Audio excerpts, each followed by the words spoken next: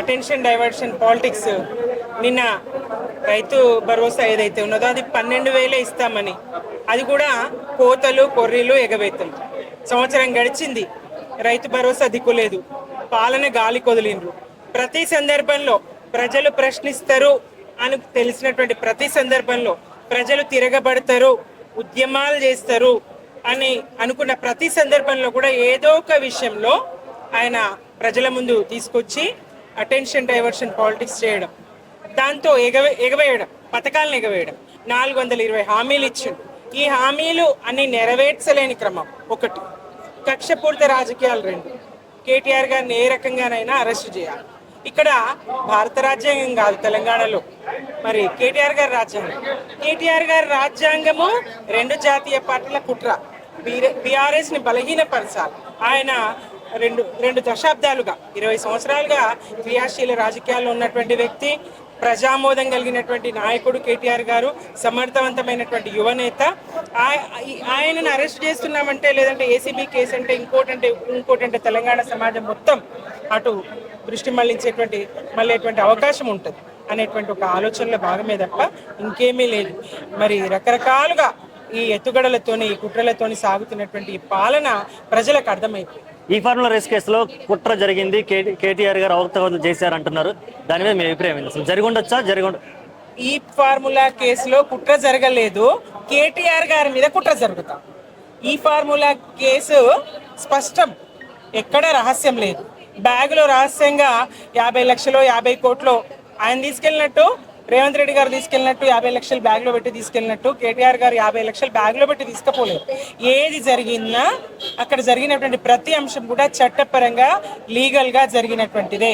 ఆ డబ్బు ఇక్కడి నుంచి అక్కడికి పోవడం కానీ ఏదైనా అక్కడ ఓపెన్ సీక్రెట్ ఏమీ లేదు, రహస్యం ఏమీ లేదు, కుట్ర ఏమీ లేదు, కుట్ర జరగనే లేదు. జరిగిందల్లా రేవంత్ రెడ్డి గారు కేటీఆర్ గారి మీద కుట్ర చేస్తున్నదల్లా, రేవంత్ రెడ్డి గారు కేటీఆర్ గారి మీద కుట్ర, వేరే అయితే ఏం లేదు. కేటీఆర్ గారి ప్రాథమిక హక్కులు కూడా భంగం కలిగిన పరిస్థితి అయితే మనం చూస్తా ఉన్నాం రాష్ట్రంలో. స్పష్టం, పౌరుడికి ఉన్నటువంటి ప్రాథమిక హక్కు న్యాయవాదిని తన వెంట తీసుకెళ్ళడం. మరి ఆయన ఒక ప్రజాప్రతినిధి, చట్టాలు తయారు చేసే ప్రజాప్రతినిధి, 20 సంవత్సరాలుగా క్రియాశీల రాజకీయాల్లో ఉన్నారు, మాజీ మంత్రి. మరి అట్లాంటి వ్యక్తికి న్యాయవాదిని వెంట తీసుకెళ్లే హక్కు లేదనడం ఎంతవరకు సమంజసం?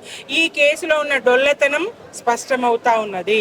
ఇది కాలయాపన కోసమే తప్ప ఇది నిజంగా వాళ్ళు ఈ కేసును మరి ముందుకు తీసుకెళ్లాలని, లేదంటే విచారణ జరగాలని, వేగవంతం కావాలని, ఏదో ఒకటి తేలాలనేటువంటిది వాళ్ళకి నిజంగా తేలాలని కూడా లేదు. దీన్ని కాలయాపన చేయాలనేటువంటి ఉద్దేశంతోనే ఇవాళ లోపలికి అనుమతించక ఆపినటువంటిది. కోర్టు తీర్పు రిజర్వ్లో ఉన్నప్పుడు ఎందుకు పిలవాలి? అసలు ఆగాలి కదా, పిలిచిండ్రు. న్యాయవాదులను తీసుకెళ్ళనియాలి కదా, తీసుకెళ్ళి పోవడం, మధ్యలోనే రోడ్డు మీదనే ఆపడం, కారును రోడ్డు మీద, రకరకాలుగా దీన్ని ఒక దృష్టి మళ్లించే రాజకీయం తప్ప, ఎగవేసే రాజకీయం తప్ప, కక్ష తీర్చుకునే రాజకీయం తప్ప ఇందులో ఏమీ కనబడతలేదు. స్పష్టమవుతాం. విచారణకు నేను పూర్తి సహకారం అందిస్తానన్నప్పుడు మీకు ఎలా అనిపించింది కేటీఆర్? ఎందుకంటే ఆయన స్పష్టంగా ఉన్నారు, క్లియర్గా ఉన్నారు. అక్కడ ఏమీ జరగలేదు, తెలిసి జరగలేదు, తెలియక జరగలేదు. చాలా కేసీఆర్ గారి నాయకత్వంలో ప్రతి ఒక్కరం సుశిక్షితులం ఇక్కడ.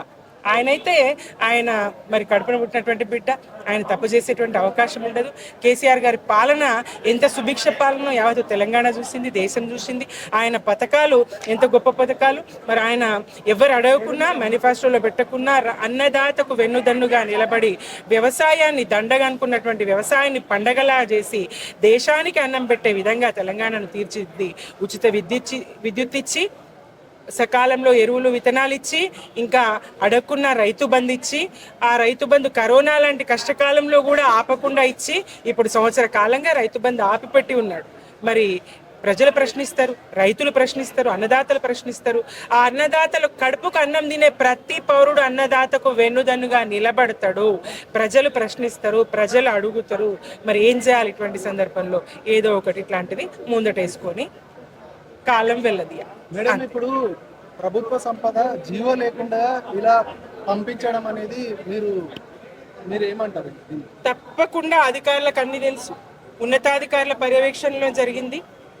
ఎవరైతే ఉన్నతాధికారులు ఉన్నారో ఆ మంత్రిత్వ శాఖలో వాళ్ళందరూ వాళ్ళేమో ఇరకాలని అనుకోరు కదా, వాళ్ళు తప్పు చేయాలని అనుకోరు కదా. అధికారుల ప్రమేయం లేకుండా అయితే వ్యక్తిగతంగా ఈ డబ్బులు విడుదల చేయలేదు కదా, తన ఖాతాలోంచి మళ్లించలేదు కదా, ప్రభుత్వ ధనమే కదా, మరి అధికారుల పర్యవేక్షణతోనే అధికారుల వల్లనే జరిగింది కదా ఏ మార్పు జరిగినా. మరి కాబట్టి తప్పెక్కడా జరగలేదు కాబట్టి కేటీఆర్ గారికి కానీ బీఆర్ఎస్ పార్టీకి కానీ ఎలాంటి భయం లేదు, ఏదైనా ఎదుర్కోవడానికి సిద్ధం. ఖచ్చితంగా జైల్లో వేయాలనేటువంటి కుట్రపూరిత రాజకీయం తప్ప ఇంకేమీ లేదు. ప్రజల దృష్టి మళ్లించాలనేటువంటి ఒక ఇదే తప్ప కక్షపూరిత రాజకీయమే తప్ప వేరే ఆలోచన అయితే లేదు. హామీలను ఎగవేస్తే ఎవరు ఊరుకోరు. ప్రశ్నించే తెలంగాణ ఇది, సోయిగల్ల తెలంగాణ ఇది. 60 ఏళ్ళు మౌనం పాటించి ఆయన నాయకత్వంలో, కేసీఆర్ గారి నాయకత్వంలో ప్రజలంతా సంఘటితమై ఒక్క గొంతుకై నినదించి తెలంగాణ రాష్ట్రాన్ని సాధించుకున్నాం కదా. సాధించుకున్న రాష్ట్రం ఇవాళ ఈనగాచిన అక్కలపాలైనట్టయింది. ఏడాది కాలంలోనే దశాబ్దాల వెనుకకు తెలంగాణ నెట్టబడ్డది. అన్ని రంగాల్లో కూడా పాలన వైఫల్యం స్పష్టంగా కొట్టచ్చినట్టు కనబడుతుంది. ప్రజలకు తెలుస్తుంది. తెలియనీయకుండా మాయ చేయాలనేటువంటి, తెలియనీయకుండా మోసం చేయాలనేటువంటి ప్రయత్నమే ఇట్లాంటి కేసు.